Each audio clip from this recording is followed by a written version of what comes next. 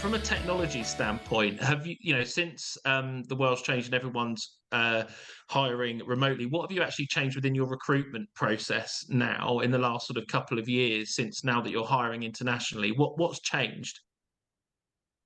Yeah, no, definitely. So one thing I've seen from this side is, and Becky, you kind of touched on it too, and I think James, you did too, is about the nearshoring, offshoring conversation. So especially as you sit here, look in the U.S., like as COVID went, salaries went crazy.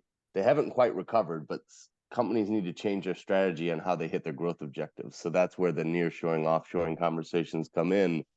And what I find is people are much more open to locations. So they're looking for that style of guidance of, hey, I know I can't hire these roles or this team in the US anymore.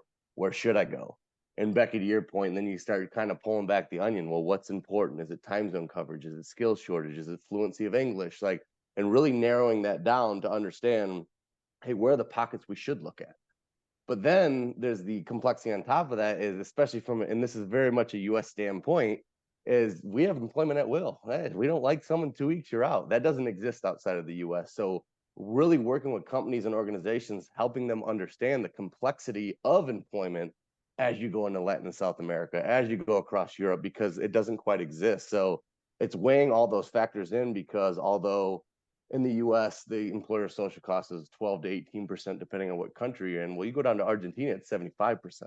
So, okay, yeah, the talent availability is there and the salary is much lower. But when you start laying in those additional costs and what it looks to terminate, like taking all that into consideration. So I feel like the nearshoring, offshoring conversation is very prevalent. People are thinking about it, but it's very much, oh, okay, let's just do it. Well, okay, you got to really pull back the onion and look at everything underneath to understand where it is, what does it look like? Do you need an office? Do you not? Is it hybrid? Like taking all those factors in, because cultural differences are so robust and different as well. So that's where I see a lot of it is, hey, we know we need to start hiring internationally, but where do we go? So they need that front end support, that guidance. I have something to add here, actually, myself, because one of the things off the back of your point, Charlie. So something that a few things came up in the last couple of weeks on the previous roundtables where people have been burned by nasty surprises. So the last week's one was all around blind spots when you're going internationally, and there was a whole bunch of stuff that came up, such as even things like, legal the risk around severance packages when you need to exit employees, and obviously with the hire at will policies in the US, when you have US companies moving out, not necessarily aware of of the ins and outs of the risks related to that when they go internationally. The other thing that I've seen a trend on as well is when people move into, say, just for example, some Latin American countries. Mexico is a prime example, actually, where a lot of companies moved into Mexico a couple of years ago, where cost was at least one of the heavily weighted factors as to why they went into that country.